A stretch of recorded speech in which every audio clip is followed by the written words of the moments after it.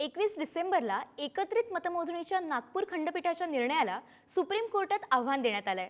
स्थानिक स्वराज्य संस्थांच्या निवडणुकीच्या निकालासंदर्भात ही मोठी बातमी आहे।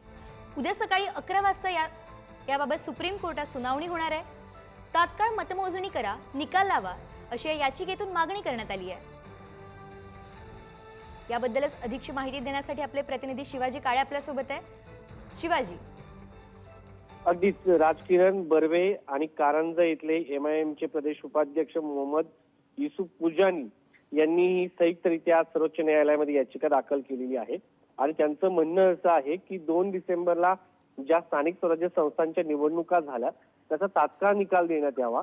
खरं तर नागपूर खंडपीठाने आपल्याला माहिती की 2 तारखेला जो निकाल दिला त्यानुसार त्यांनी सांगितलं होतं की 2 तारखेला ज्या निवडणुका झाल्या त्याचा निकाल आणि 20 डिसेंबरला ज्या निवडणुका होणार आहेत त्याचा एकत्रित निकाल 21 डिसेंबरला देण्यात यावा असा आदेश दिला होता।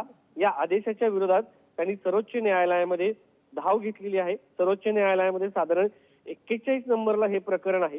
सरन्यायाधीशाच्या समोर हे प्रकरण आहे। त्याचा सरन्यायाधीश या सगळ्या संदर्भामध्ये काय आदेश देतात हे पाहणं महत्वाचं आहे। उद्या 41 नंबरचं हे प्रकरण जरी असलं तर सिक्वेन्सनुसार कदाचित हे प्रकरण लवकर येऊ शकतं।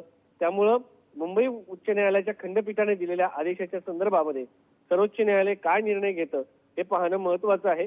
द्विपीठीय खंडपीठासमोर या संदर्भात सुनावणी होणार आहे। त्यामुळे पुन्हा एकदा राज्यातील जनतेचं लक्ष सर्वोच्च न्यायालयाच्या निर्णयाकडे असणार आहे आणि सातत्यानं ज्या पद्धतीने स्थानिक स्वराज्य संस्थांच्या निवडणुकीच्या संदर्भामध्ये नक्की शिवाजी, सुप्रीम कोर्ट आता याबाबत काय निर्णय देतं ते बघणं महत्त्वाचं असणार आहे।